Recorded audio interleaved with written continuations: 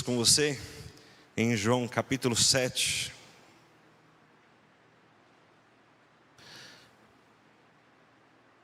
Nós vamos ler a partir do versículo 37. João 7, a partir do versículo 37. Está tendo uma festa muito importante, a festa dos tabernáculos.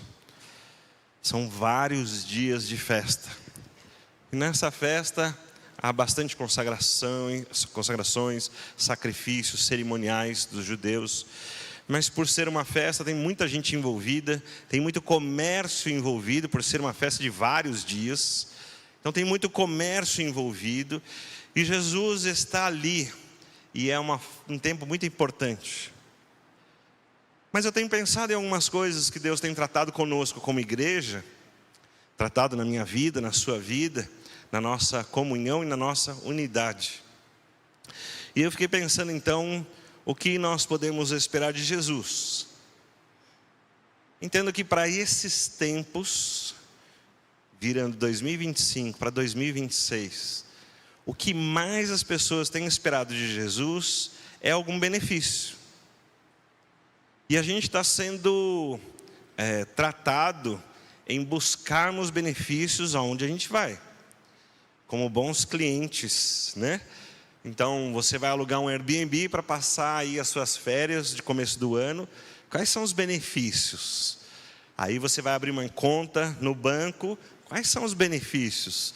E depois você vai arrumar um serviço. Quais são os benefícios? E você que é aposentado, o banco te liga e fala: faça um investimento conosco. E ele vai dizer para você quais são os benefícios.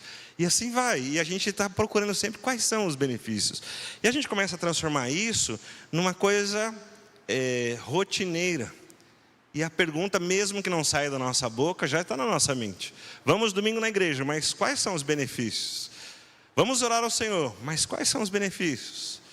E parece então que se não tiver alguns benefícios, a gente não tem razões para aquilo. Isso é um perigo, porque aí demonstra que não há amor. Porque quando a gente faz isso com os nossos filhos, a gente não pergunta quais são os benefícios. Quando eu estou vendo a Sofia ali, tão linda, vestida, tão linda aí para o culto, veio com o papai e a mamãe. O papai e a mamãe não perguntaram assim: vamos comprar esse vestido, mas quais os benefícios? Eles perguntam: vamos comprar o vestido mais lindo, que eu quero ver a Sofia linda. E quando entrar na igreja, todo mundo fala assim: como ela está linda. Eles vão pensar na Sofia como alguém que é digna de ter amor, carinho, que se vista bem, que tem os seus brinquedos, que tem os seus cuidados. E quando eles vêm para a igreja, eles sabem que precisa trazer a fralda para trocar, a comida para dar, a água, tem que trazer tudo, porque ela vai depender disso. E eles não estão perguntando quais são os benefícios, eles estão perguntando quais são nossas responsabilidades. Porque o benefício foi a Sofia. Mas a gente começa a inverter as coisas. E a graça maravilhosa de Deus que nós cantamos, ela é o benefício. Mas a gente começou a inverter. E a gente começou a pensar assim: para viver a graça maravilhosa de Jesus, quais são os benefícios? A gente está invertendo as coisas. E Jesus, Ele oferece uma dádiva também muito importante para a igreja, que parece também, ao meu ver, que a gente tem pensado quais são os benefícios, quando na verdade aquilo é uma dádiva imensa de Deus dada à igreja, que nós vamos ficar muito felizes de viver, mas que é dado responsabilidades para nós para vivermos isso. E eu queria que você visse então nessa passagem Jesus oferecendo mais uma vez aquilo que Ele tem para a sua igreja, para os seus seguidores, aquilo que Ele tem para aqueles que vão caminhar com Ele e que vão crer em Jesus. João 7, a partir do versículo 37, então, diz assim: no último e mais importante dia da festa, Jesus levantou-se e disse em alta voz: se alguém tem sede, venha a mim e beba. Quem crer em mim, como diz a Escritura, do seu interior fluirão rios de água viva. Ele estava se referindo ao Espírito que mais tarde receberiam os que nele crescem. Até então o Espírito ainda não tinha sido dado, pois Jesus ainda não fora glorificado. Ouvindo as suas palavras, alguns dentre o povo disseram: certamente este homem é o profeta. Outros disseram: ele é o Cristo. Ainda outros perguntaram: como pode o Cristo vir da Galileia?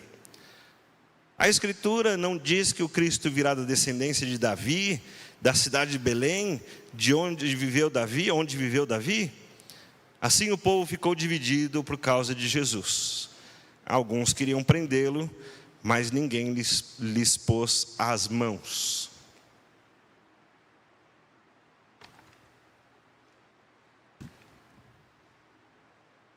Num dia tão quente como hoje, só de você olhar que eu estou abrindo essa água e eu posso bebê-la, com certeza alguns vão dizer assim: eu deveria ter pego um copinho de água também, né? Olha lá, quem trouxe sua garrafinha já resolveu. Mas é isso mesmo, a sede é algo terrível, a ponto de que você consegue viver 40 dias sem comer, mas é impossível viver 40 dias sem beber água. A sede é algo que mostra a nossa dependência. E nós temos dependências, algumas muito grandes, como a respiração, que não dá para ficar 4 dias sem respirar, mas talvez 4 dias sem água você ainda sobreviva, né? 40 dias sem comida também dá. E algumas dependências que são inerentes a nós, que somos seres humanos. Mas olha o que Jesus está colocando para nós. E por isso mesmo que ele começa falando da questão da água, por todo mundo entender essa dependência. Naquela época, ter água assim não era uma coisa comum, ter à disposição água em copinho que você compra e guarda em casa os copinhos e pode pôr na geladeira ainda e ter aquilo geladinho. Aí você pega aquele copo que está suando e isso vai dando mais sede, né? Mas esse benefício não havia naquela época. Algumas cidades tinham cisternas bem grandes para guardar a água da chuva, para quando você precisasse de água você ia lá. Outras cidades eram construídas em lugares estratégicos, como a própria cidade dos Jebuseus, que se tornou Jerusalém, muito importante por causa das fontes. E uma das fontes é a fonte de Siloé. Essa é uma fonte muito importante para a cidade de Jerusalém, para os habitantes de Jerusalém. Porque fora dali, é diferente daqui do Brasil, que a gente sai um pouco da cidade e você encontra mato. E você vai andando no meio do mato, e aquela mata úmida, né?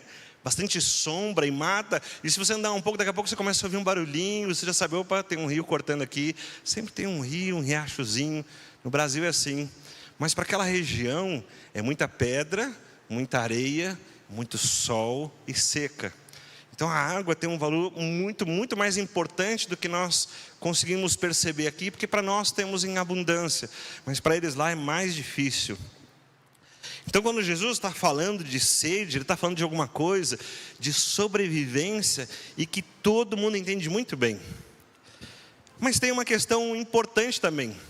Por que Jesus está falando isso? E aí nós temos alguns eruditos, estudiosos, que vão apontar para a gente alguns detalhes importantes.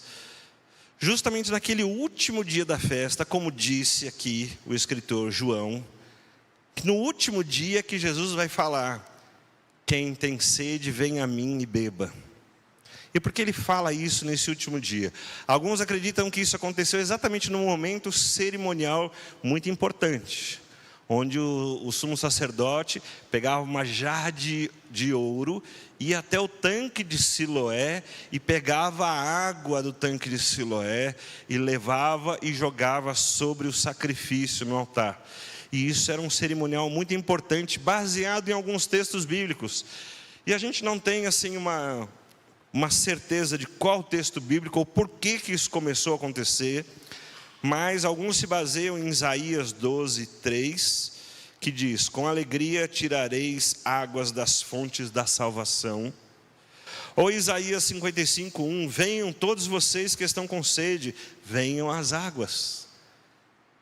Mas é certo que o profeta Isaías, ele não é alguém que dava instruções para o povo sobre cerimoniais.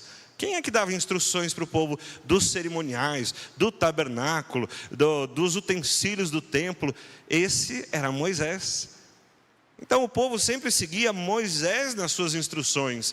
E um cerimonial que não tem fonte em Moisés, ou não tem instruções de Moisés, é um cerimonial que se questiona: por que eles fazem isso?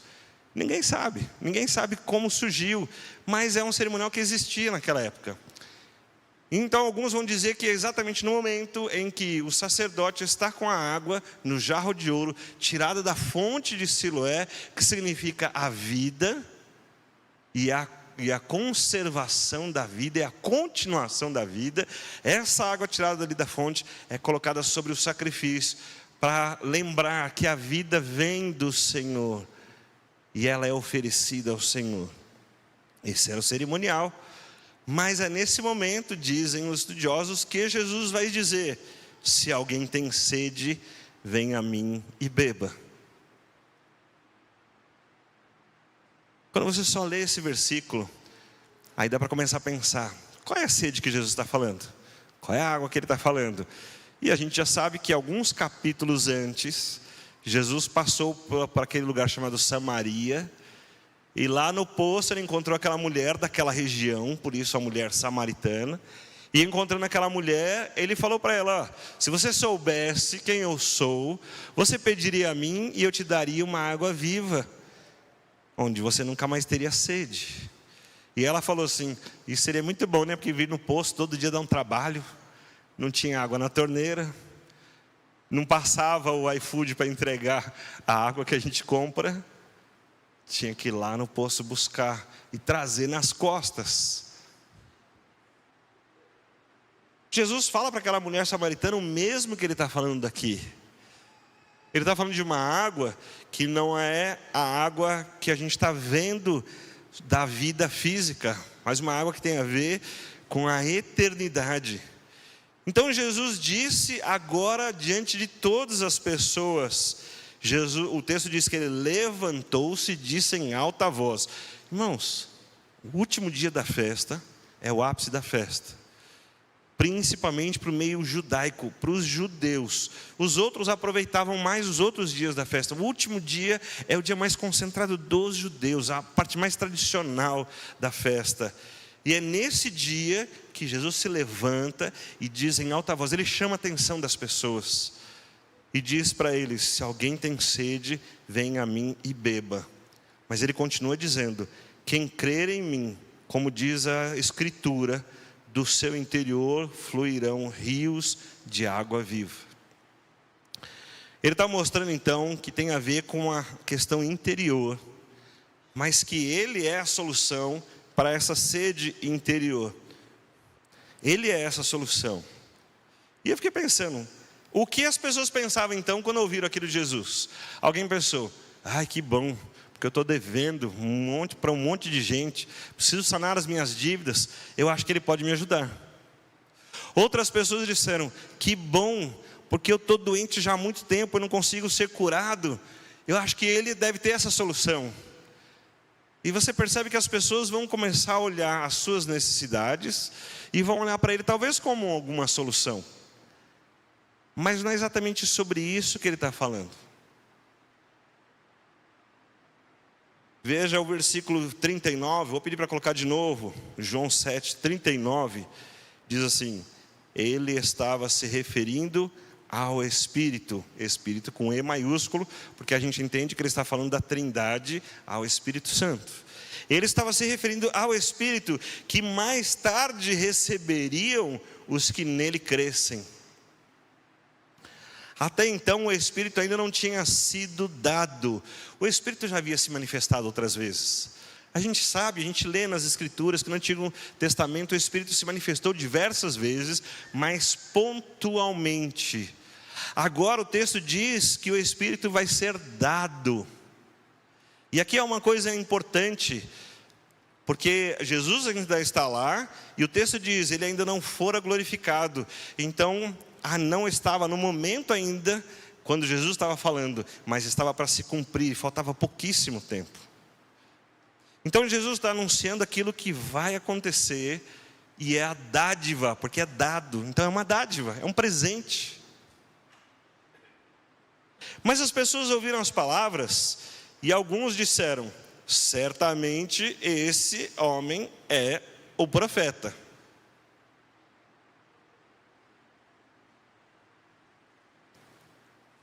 O texto não diz que eles claramente falaram assim: vejam, nós podemos crer nas suas palavras.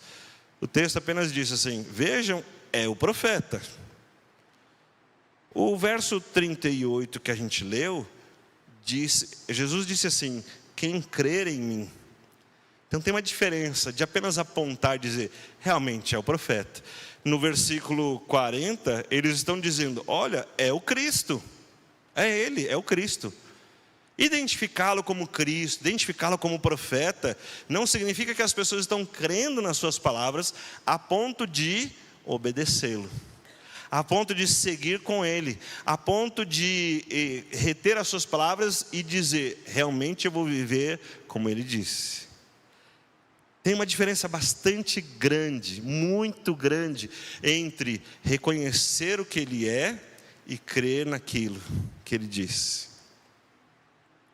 Essa é uma diferença grande. E seria um ponto positivo aqui, alguns dizendo, vejam, ele é o profeta, vejam, ele é o Cristo. Seria um ponto positivo. Olha que bom, eles estão reconhecendo. Mas a gente sabe que, conforme o tempo vai passando aqui na história de Jesus, a gente vai vendo que eles não continuaram seguindo Jesus. Daqui a pouco se dispersaram. Daqui a pouco sobraram muito poucos. E esse é o ponto que eu quero chamar a atenção da gente hoje.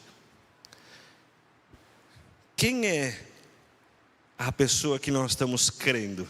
Porque talvez não seja o Cristo. A gente continua identificando, o Cristo está lá, mas talvez eu não esteja crendo nele. Olha, o profeta está lá, ele tem palavras, ele tem conselhos, ele tem visões do futuro, mas pode ser que eu não esteja crendo nele ainda. A ponto de outros dizerem assim, como pode o Cristo vir da Galileia? Jesus é chamado Jesus da Galileia, porque ele viveu uma boa parte da sua vida na região da Galileia. E quando ele vai para Jerusalém, ele vem justamente da Galileia. Então de onde ele veio? Da Galileia. É o Jesus da Galileia. E aí as pessoas perguntam assim, o Cristo, o Messias, o prometido do Antigo Testamento, nunca houve um profeta que disse, o Cristo prometido vai vir da Galileia. Nunca houve isso nas profecias. Então as pessoas olharam para o fato imediato. De onde ele veio? Da Galileia. Então ele não pode ser o Cristo. Pronto, já tiraram a sua conclusão. E esse é um ponto que nós também falamos muito, porque tiramos conclusões de pontos circunstanciais, daquilo que a gente mediu com os nossos olhos, com as nossas capacidades. Veja, o argumento dessas pessoas, elas vão continuar dizendo no versículo 42, a Escritura não diz que ele vai vir da descendência de Davi? A Escritura não diz que ele vai vir de Belém, que é onde viveu Davi? E Belém não é na região da Galileia, que é para o norte. Belém é um pouquinho para o sul, mas bem pertinho ali de Jerusalém, onde ele estava. E eles estão falando assim, mas não é isso. A Escritura não falou que o Cristo vem de Davi e que ele vai vir de Belém? Irmãos, a gente sabe, a gente canta no Natal que Jesus é descendente de Davi. A gente canta no Natal que ele nasceu justamente em Belém. Mas eles não conseguiam ver isso. Por quê? Porque olhavam apenas o imediato. Olhavam só aquilo que os seus olhos queriam ver. Perguntaram, ele veio da onde? E as pessoas responderam, veio da Galileia. Então pronto, então não é ele. Mas ninguém pesquisou um pouquinho. Onde é que ele nasceu? Como foi a vida dele? Quais são as promessas? Quais são as profecias? Como isso se cumpre? Ninguém questionou.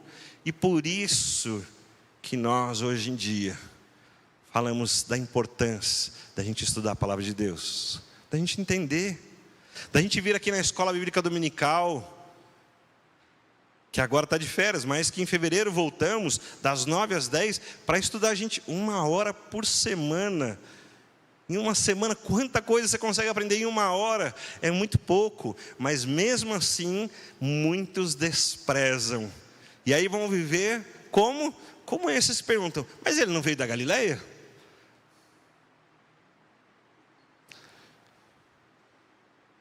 Os que conseguem olhar para Jesus e ver que ele veio da Galileia, têm as suas mentes fechadas, não amam a palavra de Deus, não conhecem a Deus, não estudam, não pesquisam, olham apenas o imediato, só as suas sensações. Eu sinto que se ele veio da Galileia, então ele não é o Cristo.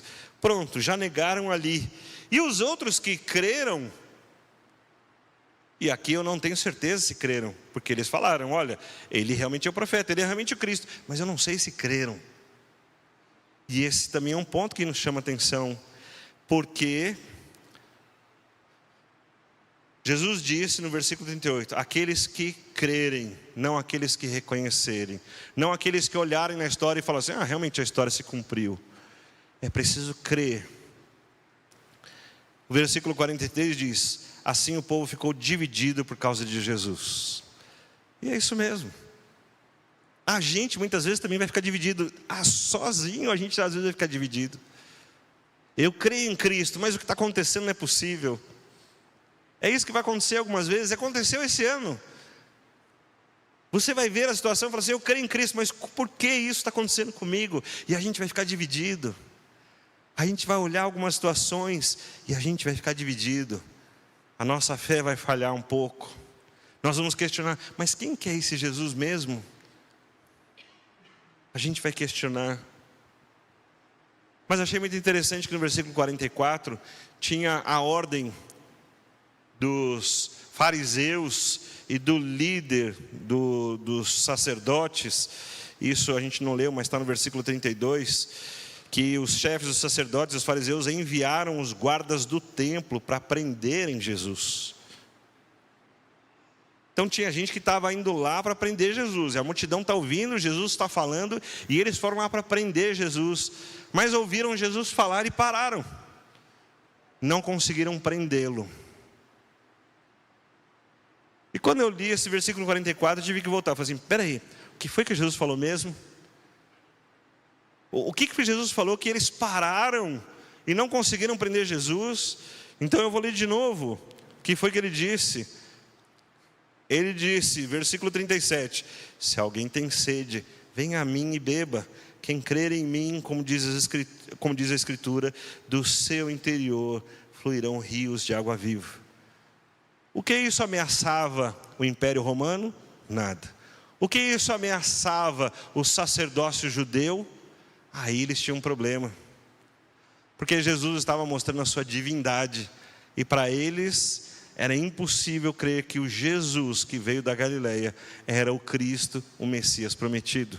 Os seus olhos não permitiam ver.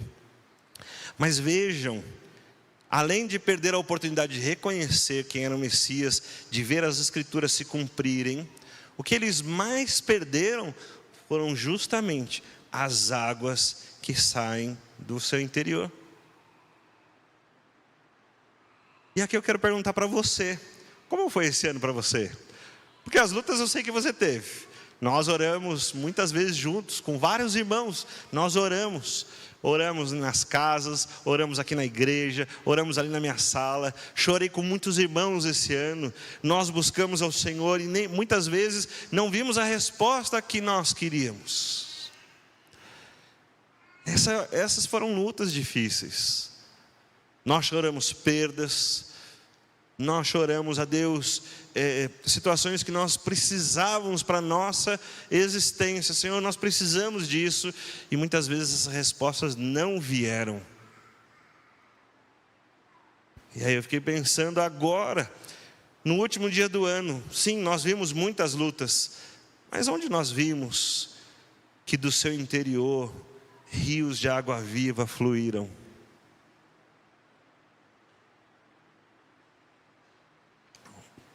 Um dos pontos que eu cheguei venho pensando em mim em primeiro lugar, depois vendo alguns irmãos que também caminhamos juntos nesse ano, e também choramos juntos, e estudamos juntos a palavra de Deus, e estivemos aqui no culto, e cultuamos juntos, é que nós não desistimos, e nós não desfalecemos, porque no meio de todas essas lutas e dificuldades, tinha uma paz que vinha do nosso coração, e tinha uma alegria que a gente não sabia explicar.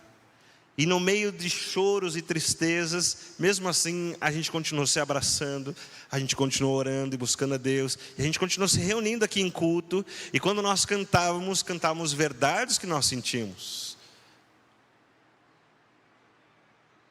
Isso é uma parte daquilo que Deus fez conosco, através do Espírito Santo de Deus. Que muitos de nós, com certeza, chegaram a um ponto e falaram assim: eu não sei se vai dar para continuar. Muitos de nós avaliamos a nossa vida e falamos assim: não faz mais sentido continuar.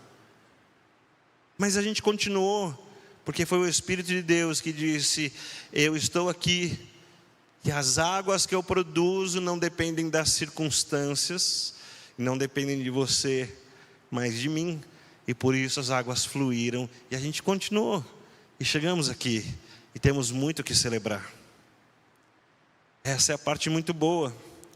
Mas ainda assim, a mim me pareceu que esse rio estivesse quase seco, fosse um canalzinho de água para aqueles que estão muito sedentos, para aqueles que estão assim já nos seus últimos minutos, que um pouquinho de água já ajuda.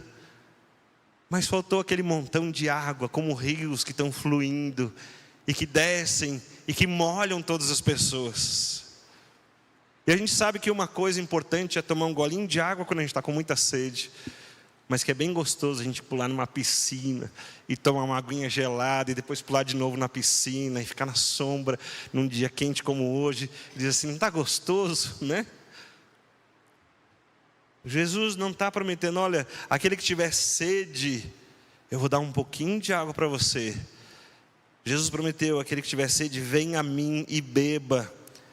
E quem crer em mim, do seu interior fluirão rios de água viva. E água viva significa água corrente. Ele não falou assim: vamos fazer uma pocinha d'água aqui, vamos aproveitar a chuva, faça uma cisterna para guardar um pouquinho de água. Jesus não prometeu que os nossos corações seriam cisternas, mas Ele falou que dos nossos corações fluiria água viva, ou seja, uma água corrente. Isso é bem fácil da gente entender, que há vários documentos que mostram, inclusive sobre o batismo, como realizar os batismos. Os primeiros cristãos, inclusive num documento chamado Didaquê, ensinaram que o ideal era realizar os batismos em água viva, ou seja, água corrente.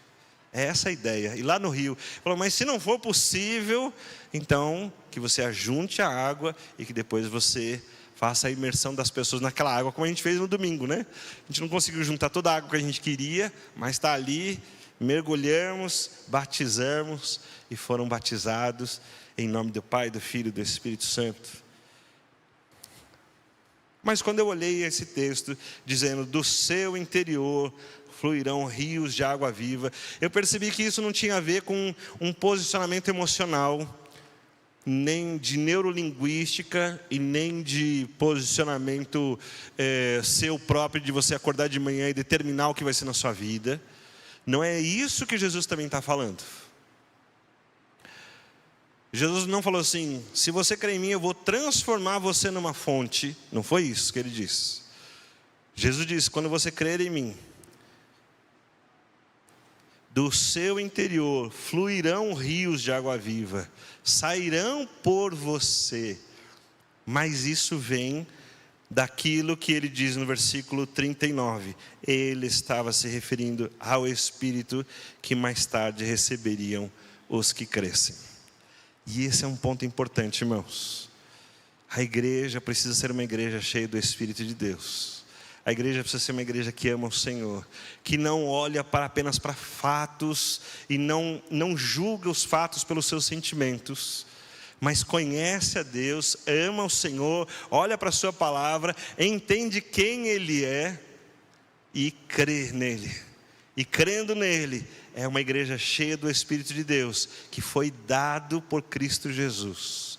E cheia do Espírito, como igreja, nós fluímos esses rios de água viva, onde as pessoas se encontram conosco, não apenas recebem um gole de água para continuar sobrevivendo, mas encontram-se com aquele monte de água boa e gostosa, que traz aquela sensação de alívio, que traz cura para a alma, que traz cura para o coração, que traz esperança para a eternidade. Eu e você somos responsáveis por sermos essa igreja de Cristo, cheia do Espírito Santo de Deus, onde flui de nós esses rios de água viva, e as pessoas encontram satisfação em Deus. Essa avaliação eu queria que você fizesse, que você visse então, nesse ano, que Deus proporcionou muitas vezes você ser bênção na vida de alguém. E eu tenho certeza que você percebeu que algumas vezes você era como se fosse uma fonte seca.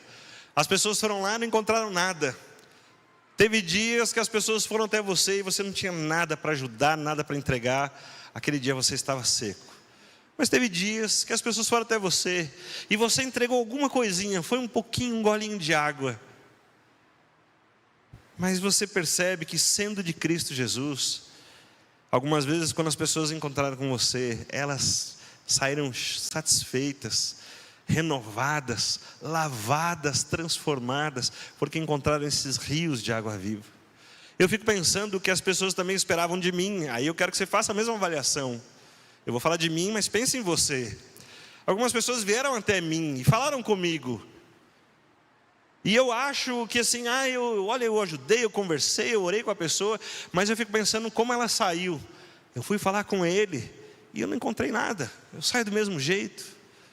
Outras pessoas, graças a Deus, encontraram comigo e saíram, graças a Deus, olha, encontrei, Deus falou comigo, estou satisfeito, saio renovado. Isso é bom. Mas veja, nós não podemos ser cristãos sazonais, nós não podemos ser cristãos de estação. Como é que a gente vai dizer para a pessoa que Deus dá a oportunidade de ser abençoada por nós? Olha, hoje não me procura, volta amanhã, que hoje eu não estou bem. Hoje secou aqui, não tem água para nada. Mas não é assim que a gente se sente às vezes? Irmãos, estou convidando você a pensar como igreja, para em 2026, sermos igreja cheia do Espírito Santo de Deus. Porque não importa se eu estou me sentindo cheio ou vazio, importa que o Espírito de Deus esteja na sua igreja. E quando eu e você somos igreja, o Espírito de Deus flui como águas vivas e alcança todas as pessoas que procurarem. E nós seremos bênção para essas pessoas. Nós seremos aqueles que farão com que as pessoas entendam que esse Jesus, não importa, ele veio da Galileia, mas as profecias mostram que ele deveria nascer em Belém, e ele nasceu. As profecias mostram que ele deveria sofrer, e ele sofreu. As profecias mostram que ele seria o rei sobre tudo, e ele realmente é, e mostrou, e se apresentou. Mas o mais importante para a gente, é que ele seria o nosso Salvador. E as profecias se cumpriram, porque ele foi naquela cruz e morreu no nosso lugar. E ele também disse que daria o Espírito Santo, isso também é profecia. E nós temos que olhar para essa profecia e vê-la sendo cumprida nas nossas vidas como igreja. E eu quero orar com você, para que nós sejamos em 2026 uma igreja cheia do Espírito de Deus, uma igreja cheia de conhecimento de Deus. E as pessoas vão chegar com as dúvidas, mas Jesus é isso, Jesus não é aquilo, eu ouvi, eu aprendi. E nós vamos colocar a palavra de Deus para elas, e vamos ensiná-las, e elas receberão esses rios de água viva, que falarão aos seus corações, que também encherá e inundará o seu coração, e fará ela transbordar. Ela vai chegar na casa dela, e essa água viva vai transbordar do coração dela para os seus parentes, para os seus amigos, e isso vai continuar sendo bênção sobre bênção sobre bênção. Eu quero convidar você a sermos cheios desse Espírito de Deus, promessa do próprio Jesus para a sua igreja. Mas isso também começa com alguns processos importantes. Começa com processos de oração, de buscar a Deus, de pedir ao Senhor. Começa com processos de santificação, onde eu busco ao Senhor e falo assim: então eu vou tirar as chances do pecado ou da minha carnalidade, eu vou buscar mais ao Senhor. São processos de comunhão, onde digo, para mim importa mais estar com os meus irmãos e buscar a Deus, do que estar fora e fazer tantas outras coisas. Interessa para mim priorizar aquilo que Jesus colocou para mim como missão, que é mostrar Jesus para as pessoas. Eu quero convidar você a pensar sobre isso e ver essas dádivas de Jesus como um grande benefício. Que ter Jesus e cultuá-lo não é alguma coisa que eu tenha necessidade de fazer como um cerimonial. E aí eu pergunto quais são os benefícios, mas que o benefício é o próprio Jesus e o Espírito Santo de Deus sobre a igreja, que agora cheio desses benefícios, dessa graça maravilhosa, sou eu que abençoo as pessoas, é você que também promove rios de água viva na vida das pessoas, da sua família, dos seus queridos. E nós vamos continuar em grandes lutas, mas não em lutas de poças secas ou de cisternas vazias, mas em lutas onde a água flui, lava-nos do pecado, enche-nos da vida, traz satisfação, alegria para a gente. Vamos pensar em começar o ano assim? Quero convidar você a ficar em pé comigo. Nós vamos orar ao Senhor. Novamente eu vou colocar as minhas palavras aqui, mas vou pedir que aí no seu coração você fale com Deus. Coloque aí um plano com o Senhor. Deus, dia 31 está chegando, eu quero fazer propósitos bons, propósitos também que tenham a ver com a vida espiritual, com a eternidade, com a graça de Jesus, com a comunhão, com a igreja de Cristo, com o Espírito de Deus, com o próprio Cristo, nosso Salvador, e o Deus Pai querido que tem nos amado tanto. Vamos orar então? Senhor, graças te damos pela tua palavra que nos instrui, pelas grandezas do nosso Salvador, que se apresenta para nós e que estabelece promessas. Ele cumpre promessas, mas Ele também faz promessas importantes para a nossa vida e para a nossa existência. E como igreja nós queremos viver essas promessas. Temos a satisfação de fechar esse ano vendo quantas vezes o Senhor se manifestou para nós. E temos a esperança de começar o ano novo sendo tratados pelo Senhor no teu amor, na tua graça, sendo tratados pelo Senhor na tua palavra, mas sabendo que nós podemos alcançar partes importantes da vida que o Senhor propôs para nós. Viver neste mundo, nos prazeres desse mundo, nas metas desse mundo, nas conquistas desse mundo, trazem uma satisfação tão rápida, que passa logo, e no dia seguinte eu estou querendo mais e mais e mais, e não há saciedade, são cisternas secas. Mas o que Jesus promete, Senhor, é essa água viva que não se acaba, é uma água corrente que não se seca, as fontes da vida e da eternidade. É nessas fontes que queremos basear a nossa vida, os nossos pensamentos, a nossa comunhão, os nossos compromissos, as responsabilidades de vida, as decisões que tomamos. Então ajuda-nos a viver, ó Deus, assim.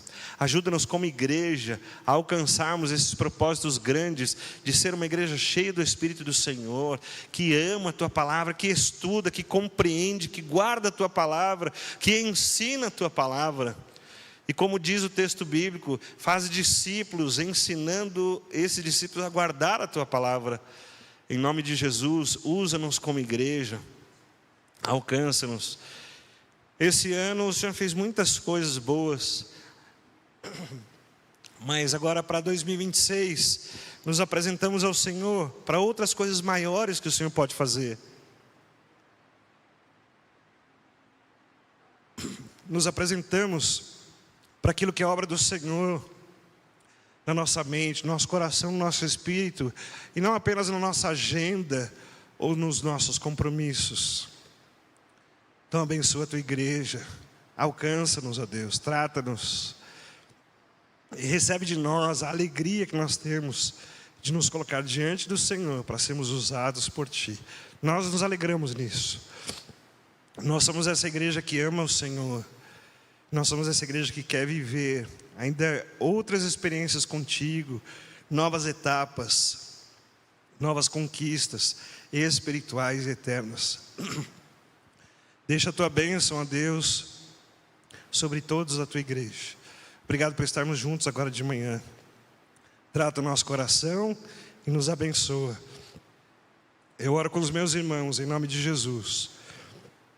E os abençoo com a graça de nosso Senhor Jesus Cristo, o amor de Deus, o nosso Pai, a comunhão e a consolação do Espírito Santo do Senhor, agora e para sempre. Amém.